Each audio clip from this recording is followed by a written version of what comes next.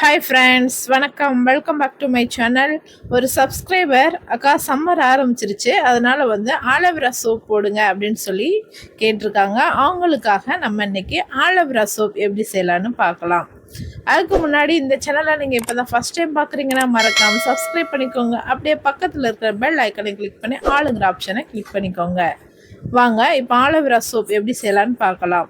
Aloe vera soap செய்கிறதுக்கு aloe vera ஒன்று எடுத்துட்டு அதை நம்ம சைடில் உள்ள அந்த முள்ளெல்லாம் கட் பண்ணிவிட்டு நல்லா வாஷ் பண்ணதுக்கப்புறமா நம்ம அதை குட்டி குட்டியாக கட் பண்ணி எடுத்துக்கலாம். கட் பண்ணி எடுத்த ஆலோவேராவை கற்றாழையை நம்ம மிக்ஸி ஜாரில் போட்டு நல்லா அரைச்சி எடுத்து வச்சுக்கலாம். இந்த மாதிரி நல்லா ஜூஸாக அரைச்சி எடுத்ததுக்கப்புறமா கிளிசரின் சோப் பேஸ் ஒரு 100 கிராம் அளவு எடுத்துக்கோங்க. அதை நம்ம குட்டி குட்டியாக கட் பண்ணி எடுத்துக்கலாம். இந்த சோப் பேஸோட லிங்க் டிஸ்கிரிப்ஷனில் இருக்குது, உங்களுக்கு வேணும்னா நீங்கள் வாங்கிக்கோங்க. இப்போ நம்ம கட் பண்ண சோப் பேஸை ஒரு பாத்திரத்தில் எடுத்துக்கலாம். ஒரு பாத்திரத்தில் தண்ணி வச்சுட்டு அந்த தண்ணி நல்லா சூடானதுக்கப்புறம் நம்ம சோப் பேஸ் இருக்கிற பாத்திரத்தை அந்த தண்ணி உள்ளார வச்சு இந்த மாதிரி டபுள் பாயிலிங் மெத்தடில் மெல்ட் பண்ணி எடுத்துக்கோங்க. இப்போ நான் மெல்ட் பண்ணி எடுத்துட்டேன். 100 கிராம் சோப் பேஸ்க்கு ஒரு 2 ஸ்பூன் அளவு ஆலோவேரா அதில் ஆட் பண்ணிக்கிறேன். அது கூடவே வாசனைக்காக ஃப்ராக்ரன்ஸ் ஆயில் கொஞ்சம் ஆட் பண்ணிக்கிறேன்.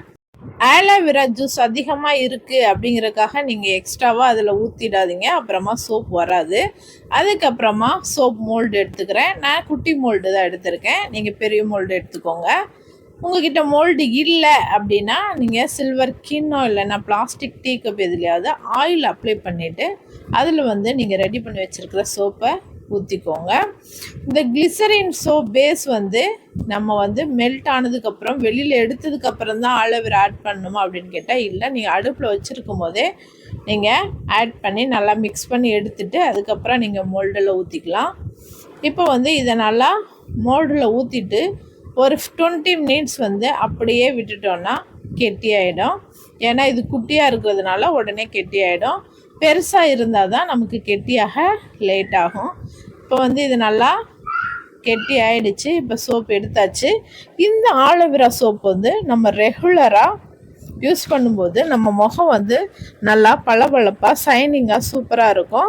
முகத்தில் எந்த விதமான கரும்புள்ளி மறு தழும்பு எதுவும் இருக்காது. அது மட்டும் இல்லாமல் முகத்தில் உள்ள சுருக்கங்கள் படிப்படியாக குறைய ஆரம்பிக்கும்.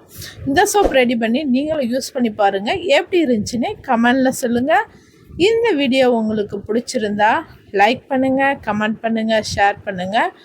மறக்காமல் சப்ஸ்கிரைப் பண்ணாதவங்க சப்ஸ்கிரைப் பண்ணிக்கோங்க. Thank you for watching. Bye bye.